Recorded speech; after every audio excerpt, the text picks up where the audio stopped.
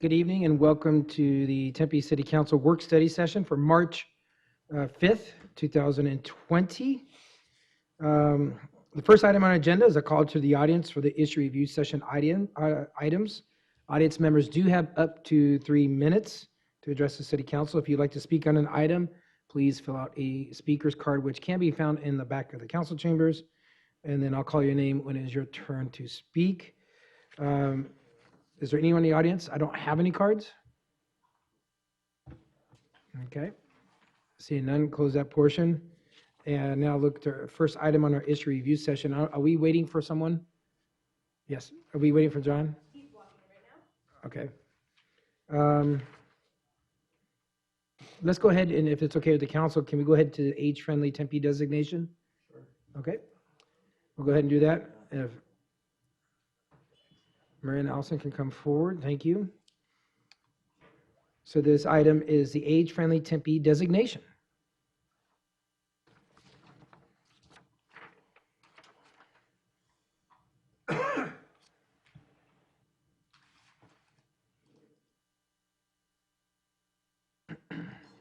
Thank you for being flexible to come up. Absolutely.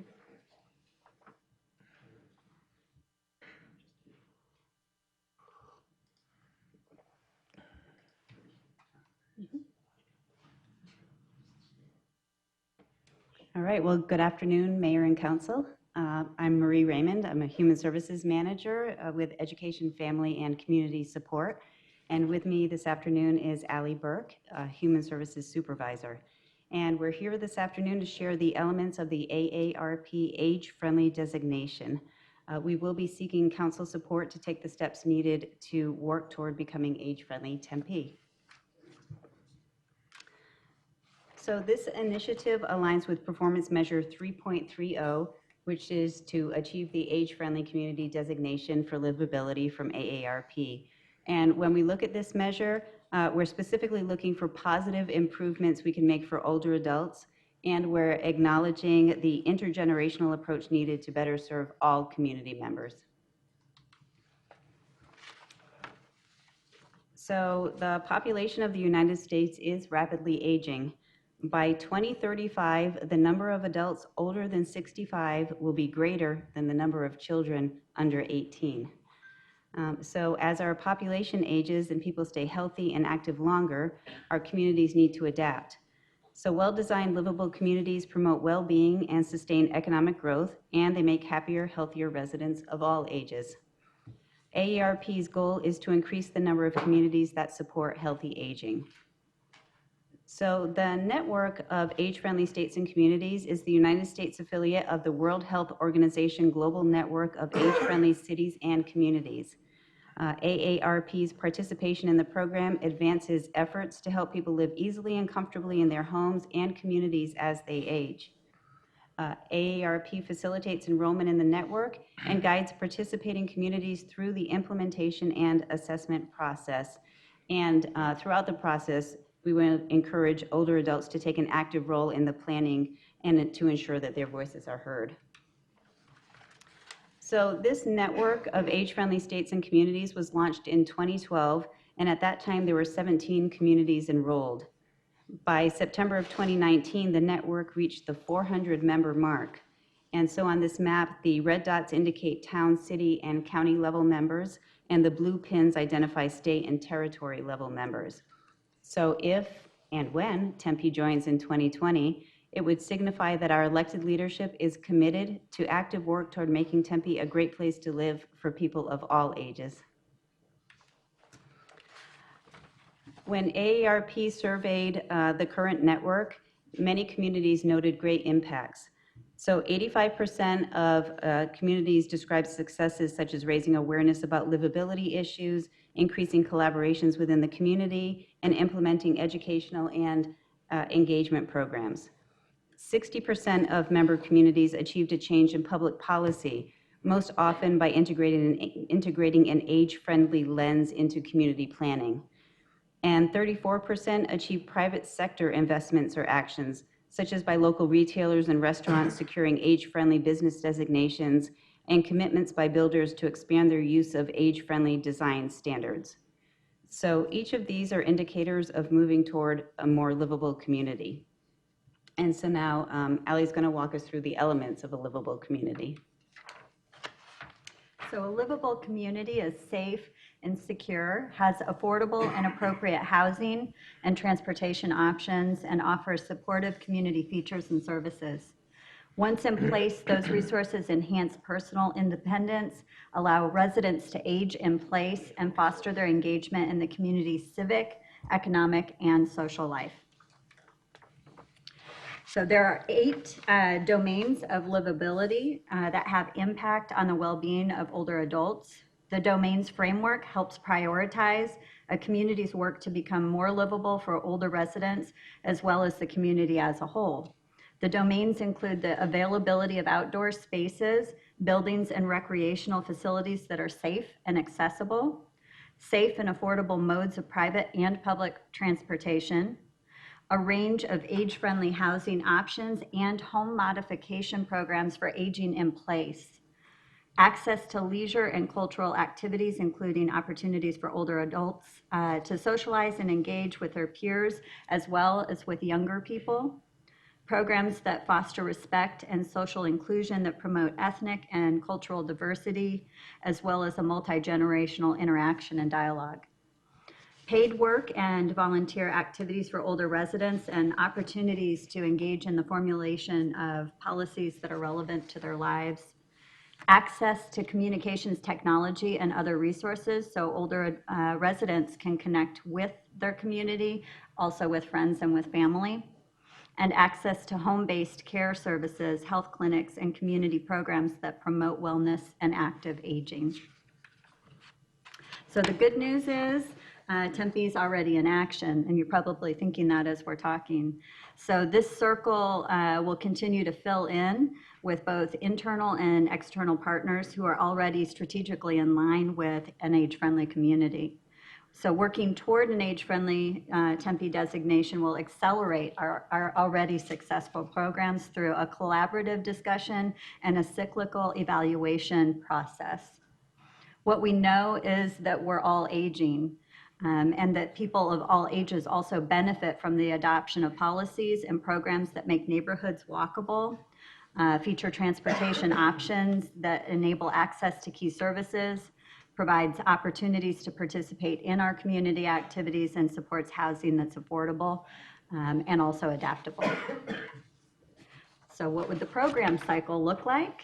Well, it's basically a 3-year and several phase cycle. In phase 1, we conduct a community needs assessment. In phase 2, we develop an action plan based on the assessment results, submit that plan to AARP, and then begin the work of implementing and achieving our goals. In phase 3, we share our solutions, successes, and best practices within the city, but also with the AARP network. And then we assess the plan's impact, and we submit reports both within the city to share what's happening as well as within the network. And then, as you might have guessed, we repeat that cycle. So we're in a continuous evaluation and improvement cycle. And I'm going to turn it back over to Marie, who will describe what steps we would need to take to get started. So with council approval, we would submit a membership application. And part of that application would include a letter of commitment signed by the mayor. Then we would ask council to pass a resolution in support of membership in the network. And so after submitting that, an enrollment certificate would be issued once our community's application has been reviewed and accepted by AARP. And so just to note, there is no fee to join the network of age-friendly states and communities. And so this afternoon, we're here to ask Mayor and Council to endorse and support Tempe's membership in the AARP network of age-friendly states and communities. And with your support, Tempe can be the first East Valley city to achieve this designation. And thank you. Thank you, Marie. And first and foremost, I want to thank AARP for the work that they've done currently for us, as you mentioned in one slide 8, because they do so much for the aging population in our community already, and it really does make sense that we continue to move forward. And we have a great relationship with them from Experience Corps to Dementia Friendly Tempe, and the list goes on. So I think it's really fitting. I mean, we're already providing so many services and programs to this demographic of our community. It just makes sense for us to continue to move forward and continue to work with the ARP, how we can continue to improve upon the programs that we have in place. So I fully support this, and I know my council colleagues would like to speak. Councilman Navarro. Thanks, Mayor. And thank you guys for bringing this up. This is actually awesome. I know that this is one of the things is in the public safety community and fire service that we have to start really thinking about and tackling when it comes to this. And what we're doing in Tempe is tremendous. Yesterday, I was telling the mayor how I took a class on the dementia friendly and dementia understanding deal over at the Hospice of the Valley. And that is just, steps, strategic steps that we take within the city. And I think it's awesome that we're starting to get that awareness out there. We're starting to get that education out there, which is very tremendous. The other thing is I want to look into is, I know we talk about, when we talk about the community, about community supports, health and services, is what are we going to be doing in a bigger dive? I know we have patient advocacy services that help out a segment of our community and have connections even with the VA and programs like that. But as an aging population, and especially with their families possibly living in other states, there's really an opportunity to start looking into what an expansion of that program looks like, be it through the fire department, police department combination, but community paramedicine, that type of thing, where we start looking at the holistic picture of helping individuals that don't actually need 911 help, but need guidance. And this is an opportunity when we have the aging community to provide a service. Buckeye, the city of Buckeye does this as it is right now with their aging community, and they've shown tremendous success with the program. And it's something to look out for and look into, just to see if we can duplicate that or do something like that. Yeah, thank you. Absolutely. Thank you. Thank you. Anyone else? So is it the recommendation, council go ahead and move forward, submit an application, and we get a resolution put on the agenda and have us submit a letter on behalf of the city? Thank you. Well, thank you very much. Thank you. Thank you. Thanks. All right.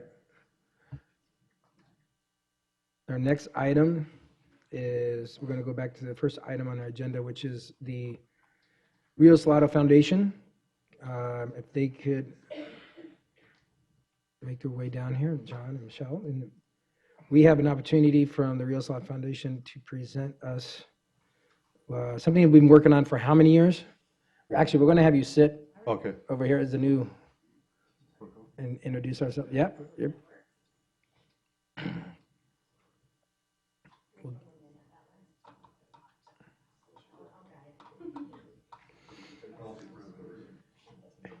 And if you could all introduce yourselves, I'm sure we all know you, but just introduce yourself for our audience and members watching. Thank you. Thank you, Mayor and Council, for allowing us to give you an update today. My name is John Graham, and I'm with the Rio Salado Foundation. My day job is Sunbelt Holdings, real estate developers. But I've had the chance to work on this with the Rio Salado Foundation for a long time, and want to try to get in a position to launch it. So I'm also here. I'll let Michele introduce herself. Hi, good afternoon. Oh, is mine working? Is that better? There we go. Hi, I'm Michele Kauk, and I am here on behalf of the Rio Salado Foundation for the Arizona Boathouse. I guess in my free time, I have Mode Public Affairs as my company, and the Boathouse is one of my active projects right now. So we're just going to go through a few slides that I think will give you a good idea of where we stand, and then happy to answer questions from there. So welcome. So the Arizona Boathouse and Welcome Center is a project proposed by the Rio Salado Foundation. The boathouse will be located on the north shore of the lake. I think most people know it is right to the west of the marina. It's designed to host water-related programs, including club, high school and collegiate rowing teams, adaptive rowing, sailing programs for students with disabilities. It'll serve as an event space and a community gathering destination for residents and visitors on the lake. So this hopefully is improvement from what you've seen in the past, but as far as where we are right now is the design concept includes about 40,000 square feet of space. There'll be 6 or more bays. We have the ability to expand if there's more demand for storage of shells and equipment, and a 2-story design allows for office space and events. So in the bottom where you see the numbered doors, those are the bays to store the shells. And then on the kind of the right-hand side, second floor is administrative space and is being programmed to allow other things to go in there that we've been working with the city on that they've expressed interest on. And the space on the left is the gathering space. So local crew teams were surveyed for inputs on their needs to try to put this program together, including we went out and looked at racking systems for these shells and found the most efficient and effective ones and then designed the building around that for the ground floor where they're going to be stored. ASU Athletics has expressed an interest in use of the site for collegiate crew club team, and that right now would be club, but they are also looking at potentially expand that to varsity sports. Visiting college rowing teams would also be able to access the site. It's designed to be a community gathering spot for all rowers, cyclists, runners, and more, and that's part of the evolution of this. It really was more centered around boats, but with all the things that happen around the lake with triathletes and biathlons, is that we want to make sure that we have hydration stations, bike repair facilities, and things like that that would accommodate far greater breadth of athletes. The second story landing allows for a large indoor event hosting space and the opportunity for co-working space. And then one thing that has evolved in this, at one point there was a thought of trying to put a restaurant here in between parking and probable failure of the business and other things like that. We decided that that wasn't the best thing. So we have like a warming kitchen, things like that. And then we're really going to design the back to be great for things like food trucks and other ways to be able to serve food without having a permanent kitchen or needing a permanent operator. And then do you want to add a note about the co-working space? Yeah, so we see this as something that could work really well for co-working space. I mean, what a great place to be able to hang out on that patio or in that second floor, look out over the lake, and with great Wi-Fi and other things, have it act as a really great co-working space.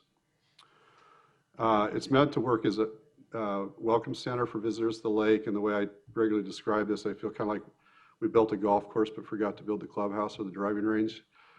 So that this is an amenity that's I think, very important for the lake.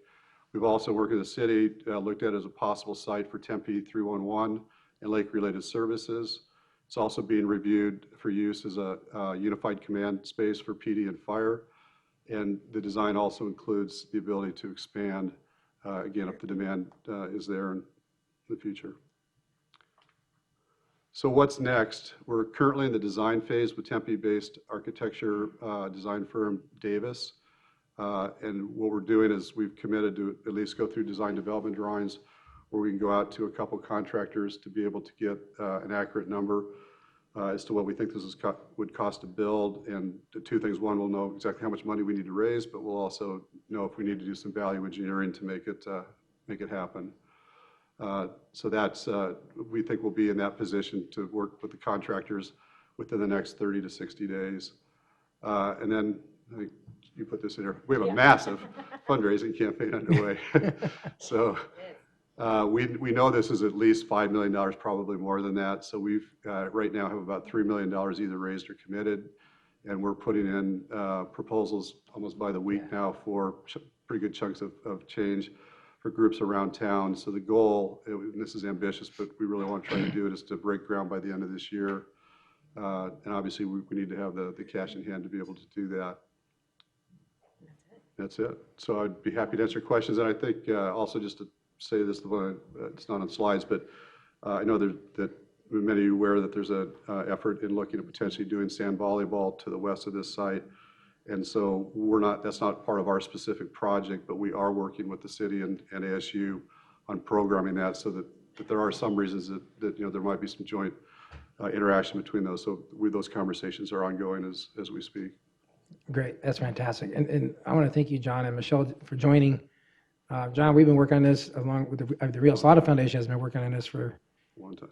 many years, even before I was mayor, even when I was on council, but we really have gone through a lot of different iterations to get the financial capacity where we are now.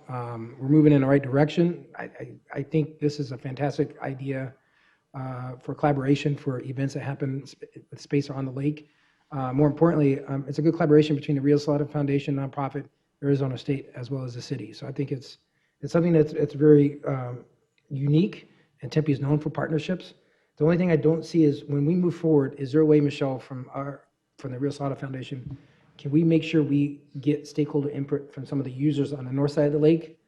Or in the current rowing, I know we meet with different associations to get some of their feedback of, what this looks like. So that's what we do in Tempe. We ask for that stakeholder input for those individuals that are, bicycling, cycling, currently rowing already with the programs. I know we have in the past, but with the new version, with the new design scheme, if we can get some feedback on that. So the timing is perfect on that. I think we just got it today or yesterday, but we got an updated package from Davis that has all the elevations plus all the floor plans, and those are going back out to everybody we've talked to so far for continued input and modifications.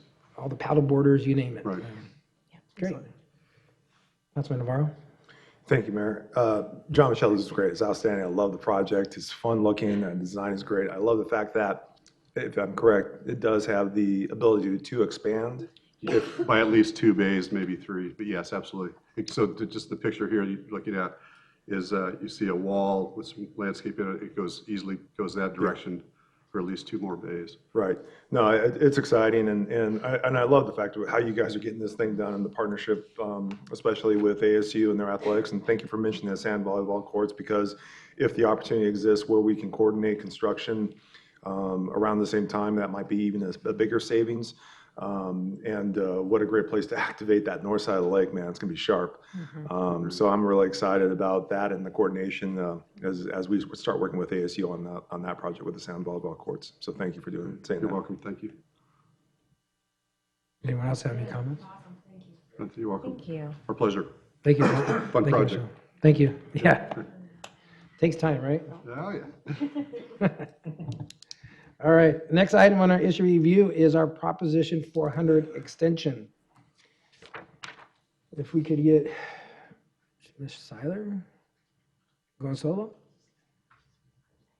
You got it.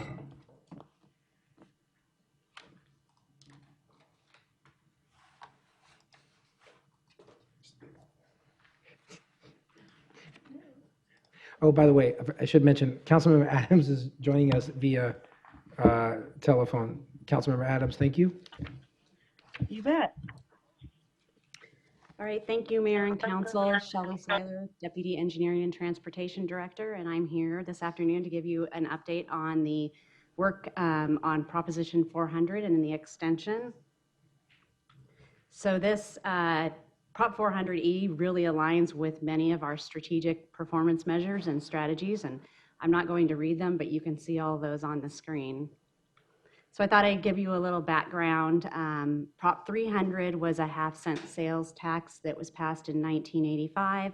It expired in 2005, and it really went towards the purchase of right-of-way, the design of and construction of many of our freeways, and then also the creation of Valley Metro. Then we went on to Prop 400, which again was a half-cent regional sales tax in 2004, which is set to expire in 2005. And this changed a little bit from Prop 300 in that they identified 3 different categories for improvements: new construction and improvements of the freeways, again, expansions. And then there was a category for arterial street improvements. Tempe did not have any projects in this category because we didn't need them at the time and didn't qualify through the air conformity analysis. And then most of what we have seen has been through our transit improvements. So with Prop 400, you can see the projects that we've been able to complete with the downturn in the economy. Unfortunately, we did have some items that went unfunded, but we were able to really make strides in improving our transit system. So over the last few months, MAG has been going out and really reaching out to the public, businesses, and the community to look at what they want for Prop 400 and the extension. And so we know that having a vision is really important to the community. Really, the residents and community feel like we've done a great job in what we have built. They do support shifting to more of a long-range program that provides a little more flexibility than we had under Prop 400. And there is actually support for increasing funding for transportation. However, we will see how that plays out as we move forward. So in October of this year, the Regional Council asked MAG to advance the planning process. And as part of that, in January of this year, MAG notified member agencies that they were looking for a call for projects. And so what the basis is and how we go about identifying these projects, we need to put them into the regional transportation plan, because that is the framework for how we will spend the money going forward. And so those projects are due March 31st, and our staff has started working on identifying the projects, and you'll see some examples tonight. But we'll have those projects submitted to MAG on what we see are needed for our community. So they identified some project categories. Much of them fall into the same types of projects that we've seen: roadway and intersection improvements, transit, and active transportation projects. So those are the bike and streetscape projects that we've seen in our community. And then new is a program set aside which provides for opportunities and collection of like transportation improvements. These can be infrastructure, they can be service improvements, and they can also support educational programs. Transportation demand management has been a category that has also been identified under the program set aside. So when we started looking at really projects to move forward, we identified the plans and studies that we've been working on, both locally in Tempe, but also through the region. And so you've been part of the Tempe Transportation Master Plan. We've presented on the Small Area Transportation Plan. MAG has done several studies. Eric presented to you recently on the Tempe Mesa Streetcar Extension Feasibility Study. ADOT has been working on a commuter rail study. And then we also have been looking at the ADA transition plan. We also know that we need to identify projects that will help address the congestion that we are seeing and we know will be expected into the future. And so we've identified projects that really align with our five strategies in managing traffic. So as I mentioned, we've identified, using the plans that have been created, project examples. Now, these are not all-inclusive. However, these are projects that have either that have received public input, public support, have come before the council, and had the opportunity really for our public to weigh in.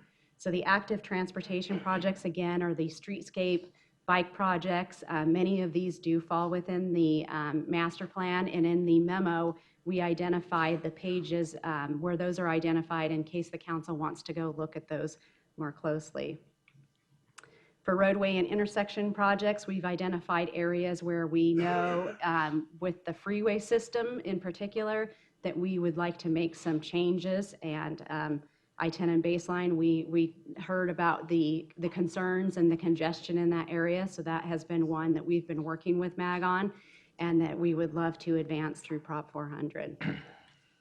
And then transit project examples, again, many of these come from studies that have been completed, the master plan. We also know that we need to continue to fund the existing routes that we receive funding through Prop 400. Without that, we wouldn't be able to continue with the service levels we currently provide to our residents and community. And then finally, some of the ideas for program set-aside examples. New to the program is really the idea that communities are not able to maintain their assets, and so pavement preservation has been an area that we've identified and that the region has identified as needing support. So the 5-year outlook, you can see that we are in the process of developing that regional transportation plan with MAG and other member communities. We will be submitting our projects by March 31st, which is the deadline. And then MAG runs through their air quality conformity analysis, and they will be requesting ballot placement later in 2022 with a tentative election target of November of 22. They have identified a backup date in November of 2024. So our next steps are to continue to work with MAG as the regional transportation plan advances. We know that they'll have questions for us as we move forward, and really continue to assist them with the continued public input process as we refine that regional plan. And with that, I'd be happy to take any questions. Thank you, Shelley. This is something that's important. As a chair of MAG, I pretty much have seen the rundown of this and know all too well all the work that has been placed into this. And I want to thank you, Shelley, and our staff with all the work you've done to give input to MAG on planning for what's coming down the pipeline. And I want to thank you how much you guys work so well with MAG. So thank you for that. But the projects that are being approved, proposed, are really derived from this council through planning documents that we've looked at over the years. And these get rolled up into the regional plan, which I think will have extensive, they have had extensive public outreach. So this is just continuing to build on it. And we need to make sure that we're doing our part to make sure that our projects are in the plan, because if they're not, we can't submit it after the fact, we won't get funding for it. So it's important to be proactive, which we have been. And all too often, I know some cities surrounding her have been not visionary in terms of like being so proactive to look into it. So this is all the more reasons why we need to make sure our elements are in there. And I think it's important, if you look at slide 9, the congestion reductions for traffic, we've been talking a lot about that recently, even for the last couple of years. We've seen the increase in traffic, and I think this really talks about the strategies that we're looking at, and what's in some of the suggested proposed plan that we're looking at are bus pullouts, signalized timing, timing for our signals. We have a lot throughout our community. We're going to be adding in our CAP, looking at adding dozens of bus pullouts to our community. So I think it's important that we continue to build and understand all the different elements.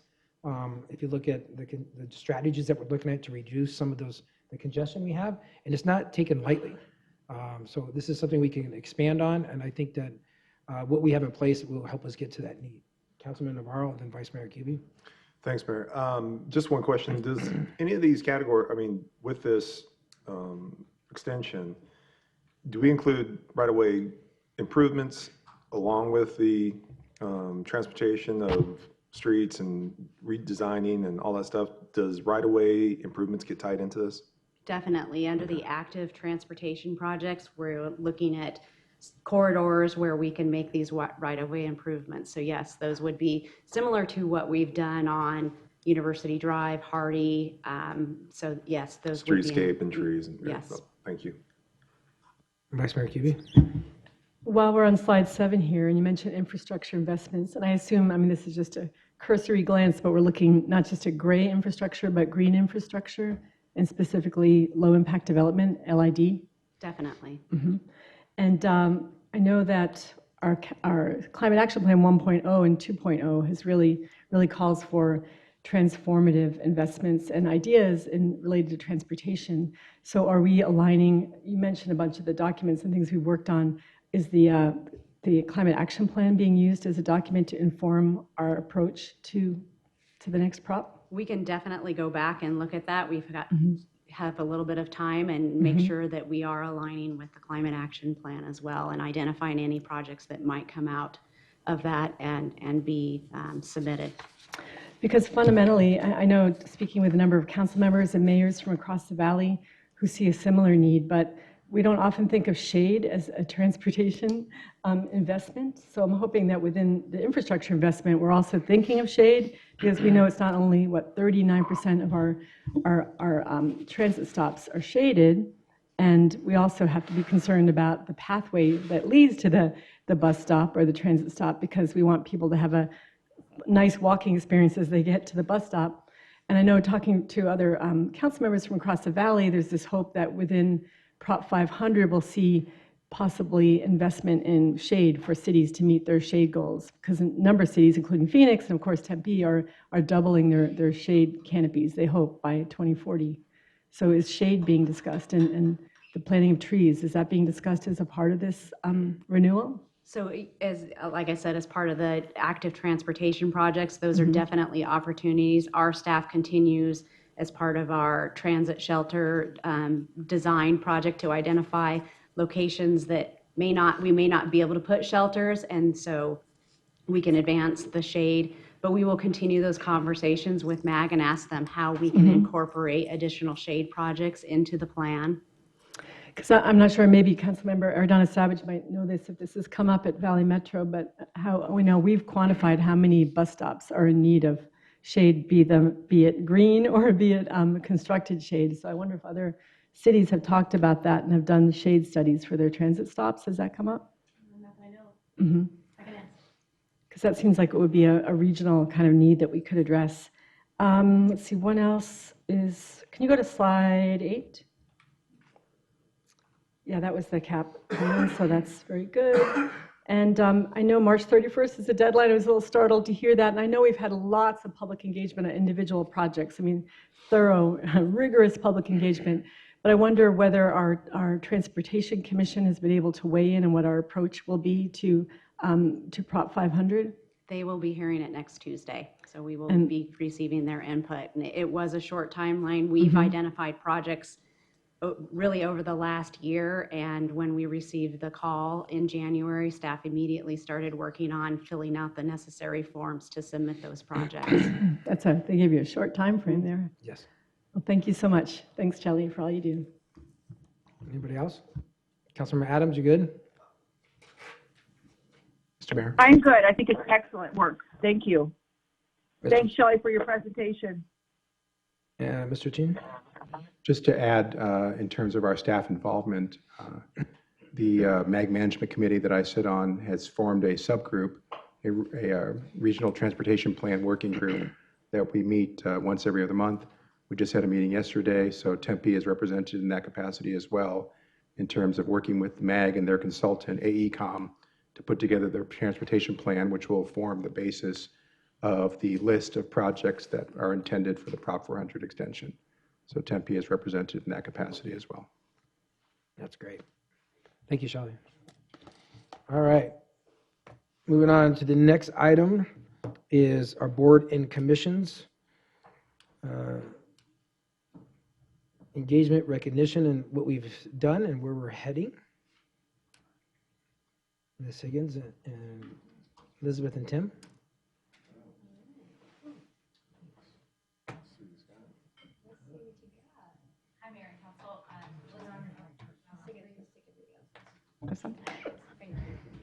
Hi, Mayor and Council.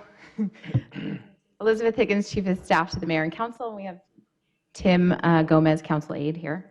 This is a follow-up from your request at the February 20th work study session to have some information brought to you about our boards and commissions. And just to start with a little background, there are 28 current boards and commissions at the City of Tempe. The most recently was added in December was the Desert Conservation Commission. There'll be a future edition of the Audit Committee coming before you, and currently there is an ad hoc committee that is a U.S. Complete Count Census Committee, which will eventually roll off toward the end of the year.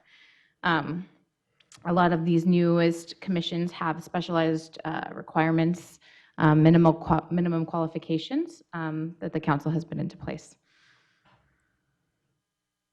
Next slide. So currently the board and commissions report to the council in an annual report. It's an annual report that comes through the clerk's office. They like to provide the information about the issues and proposals that they've been working on and how they relate to our council priorities, our strategic priorities. The fourth annual report was just released in December. It's quite sizely, so if you had a chance to read it, probably took a little bit of time. The goal of that was to increase transparency, to educate the council about what they're looking at and what they're bringing forward, and to build that strong community connection. One of the questions was about the demographics of our boards and commissions. As of mid-2018, we added a optional demographic information section to our application for the boards and commissions.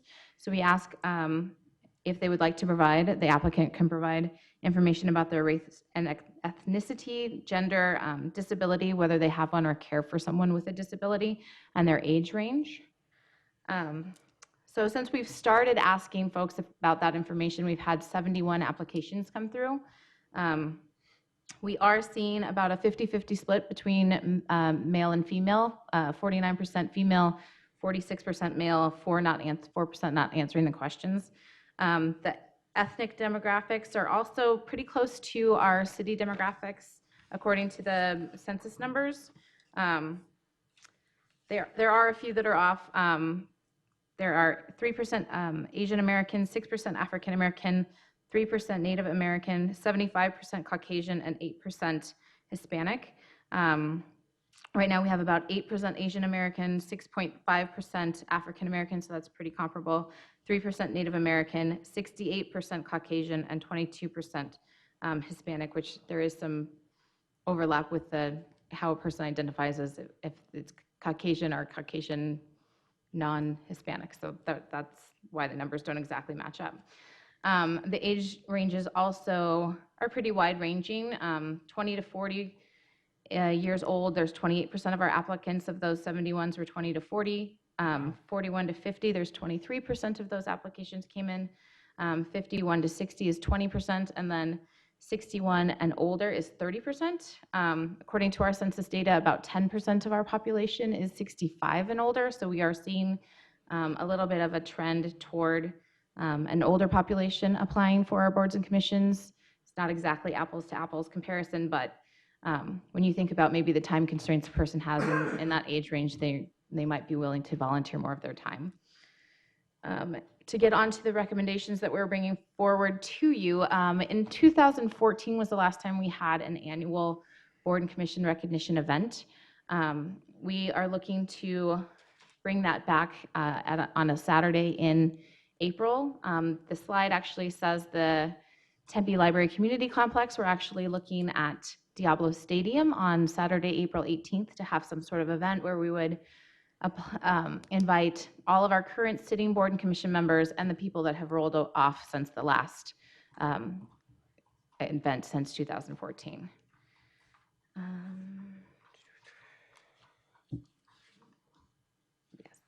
We would be working with the clerk's office and our staff to get that event planned by that time.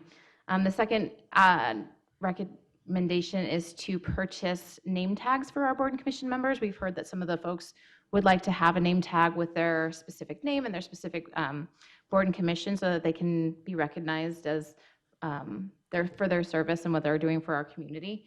So we would work with our staff liaisons in order to identify which board and commission members still need that and design one with our city logo that is specific to the board and commission. The next recommendation was to have a special recognition based on the years of service that a person has served.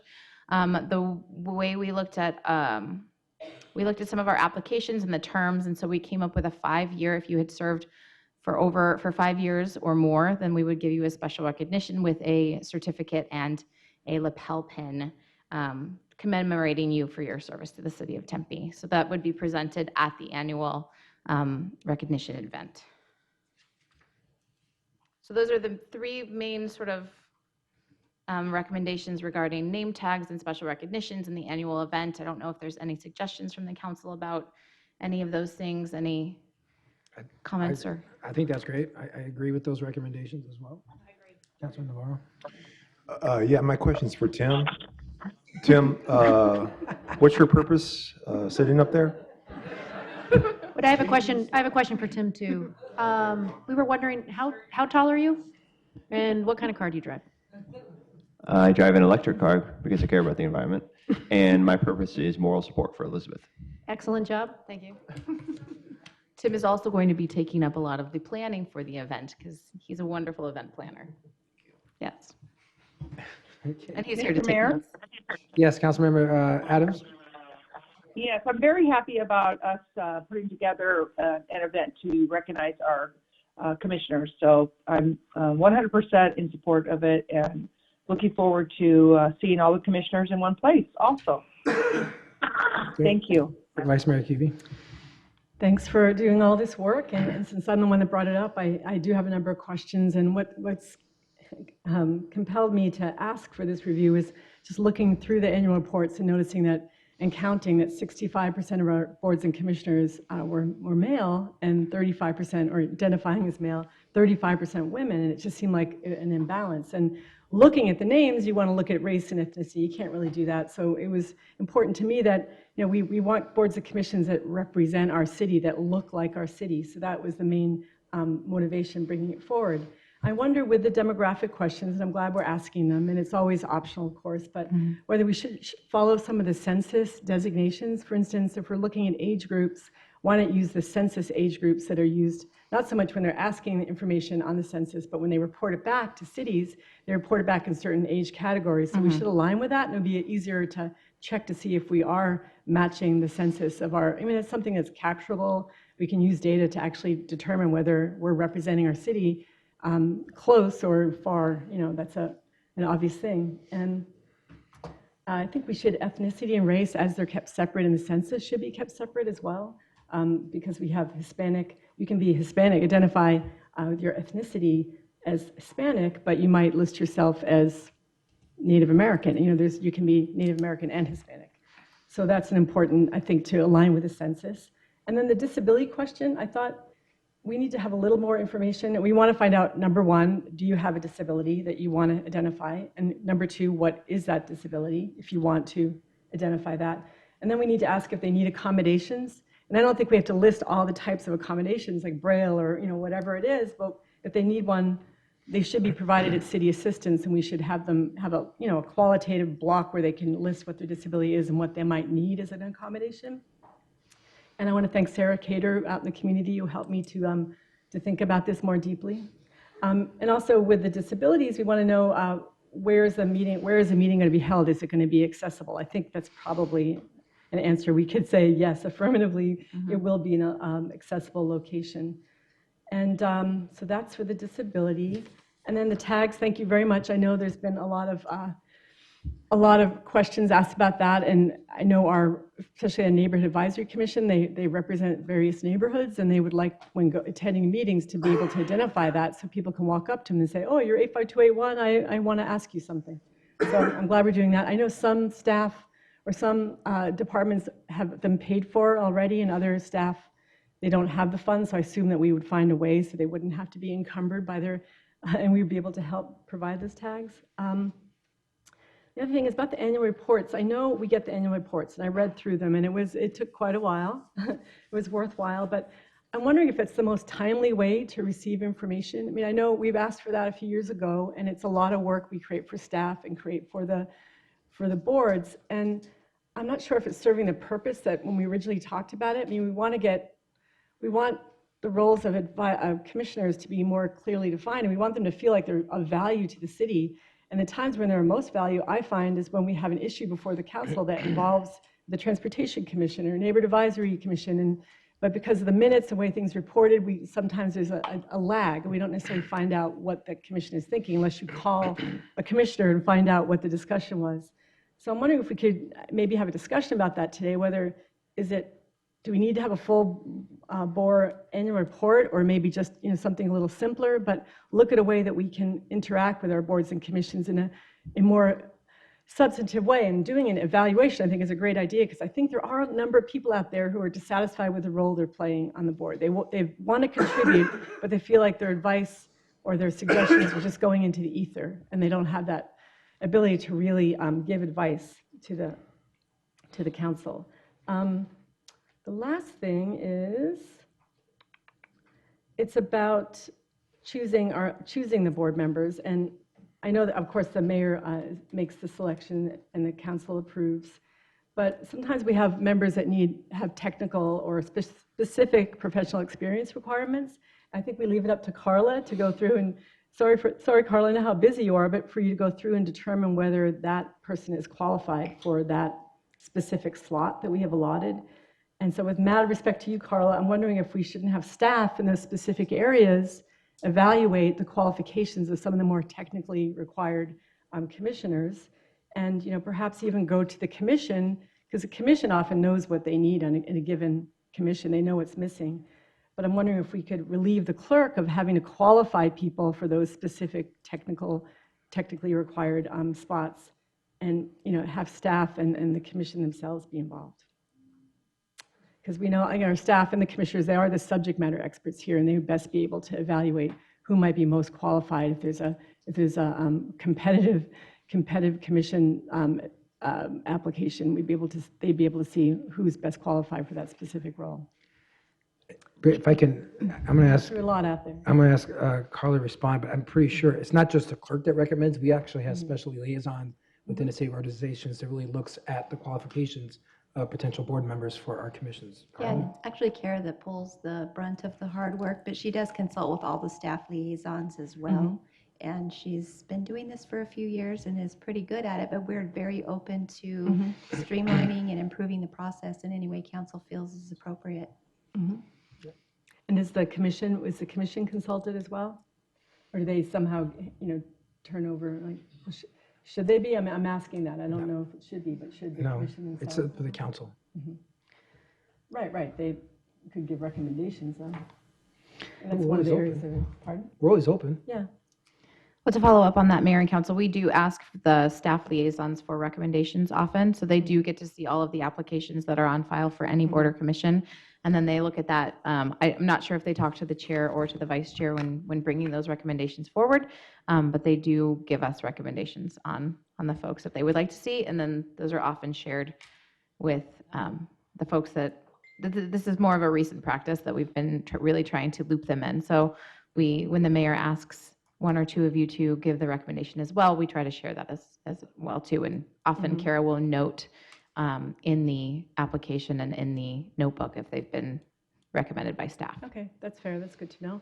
But about the annual reports, I just want to open a discussion with my council colleagues about, I know we create a tremendous amount of work for our staff to create the annual reports, and I'm not sure if we go to more of a streamlined way, an online submission, but I feel like there's a bit of a, and maybe we'll find this out when we do the evaluation and we do the surveys, but there seems to be a bit of a gap between the intention of a number of the commissioners and the feeling that they're being listened to or their advice is being taken. So your question? Question is, what about the annual reports? That was something, I mean, I think I even initiated it a few years back, and that we need to have a way where they can really, the commissions can report back to us and tell us what. I guess we could, what But we've they done, kind of fall into the, annual reports just kind of fall into the. if you would like, we could have, we've done it in the past. I think it just depends on the timing and the schedules, but we could have the Board of Commission present to council with their annual report. We've And done, that's 28 different presentations. Yep. I'm not thinking Okay. I'm not suggesting I have the answer, but I'm wondering if we shouldn't just discuss it a little bit, because I'm not sure if the annual reports are, maybe that's a topic that we could have in the evaluations, or what people think. Is this something that's helpful? Does it help you to, as a commissioner, to realize what you're doing or the steps you want to take forward? Is there a simpler way? Are we making it more complicated that we have to? And how would you like to be more involved in getting your advice to the council? Councilmember Chin? Thank you, Mayor. For council direction on the slide you just had, Elizabeth, the last bullet was develop a survey. So why don't we try to get some information before we create anything? Sure. That's a good point. Good point. Yeah, that's what I would. Councilmember Iredana Savage? Well, I need to keep mine on. Yeah, I agree with Councilmember Chin. I think that's a good idea. Let's figure out a way that we. Your microphone. I'm not gonna, it's on. I'm not gonna say it again. No, I'm not gonna say it again. I will not say it again. Anyway, I would say, yeah, let's put the question in the survey. I think that's a really good thing. And I think, Vice Mayor too, if you remember, just for some consistency, when we were working with our adaptive rec group and Keith Burke and his team, the one thing that we did design, and I know and Samantha came up with, was the accommodations question. So it's already been developed and something that we've been working on anyway. So I think, Elizabeth Higgins, if you just reach out to Keith and Samantha, they can definitely help incorporate that and find out, how that's been going. So I think that's been one of the things that was really positive that came out of that working group too. So makes good sense. And I gotta tell you, I'm all in favor of all the recommendations that have been put forward in the presentation. And I would suggest one thing, if we can, because we looked at this back in 2018, if you look at slide number 4, and this is something we take great pride in because we recognize we want to make sure that our commission applications would include additional demographic information. So back in 2018, we worked with the strategic management, our diversity office, to update the application. The only thing I asked, if it's okay with the council, is there's applications that have been sitting there for over 3 years, and if we could ask those applications to resubmit with the new applications, to get more additional information on the new questions that we have, because there's some applications that are not in line with the current applications we've had for the last couple of years. So that's why I'd recommend anything 3 years or older. If we could just have the clerk's office or our staff or Mr. Gomez reach out to those individuals to help, to help with the clerk's office, to ask them to resubmit. Here's the information online.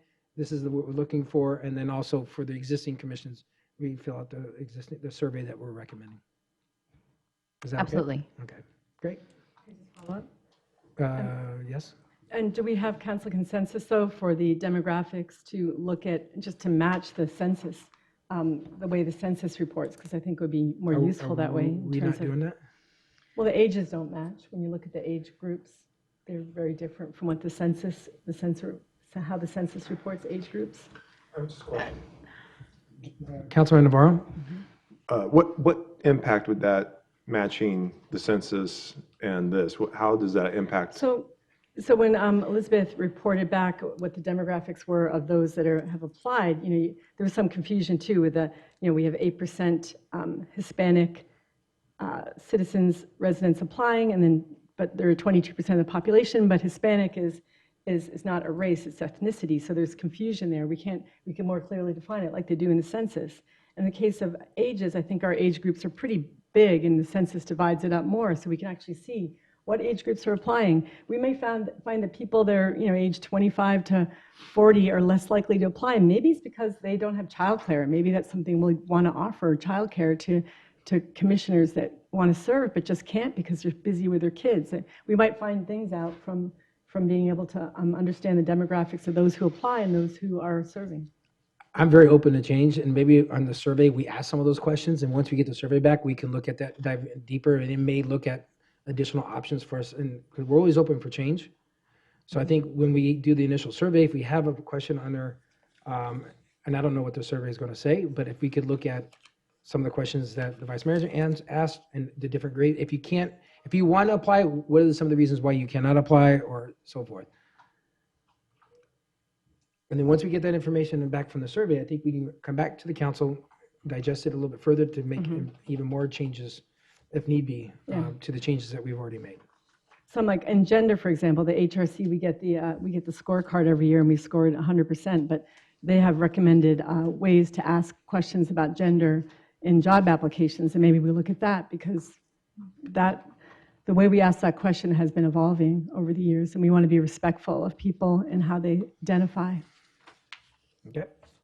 All right. Thank you very much. All right, next item is future agenda items. Does anyone on the council have any future agenda items? Seeing none. Now we're going to go to our committee of the whole. We have call to the audience.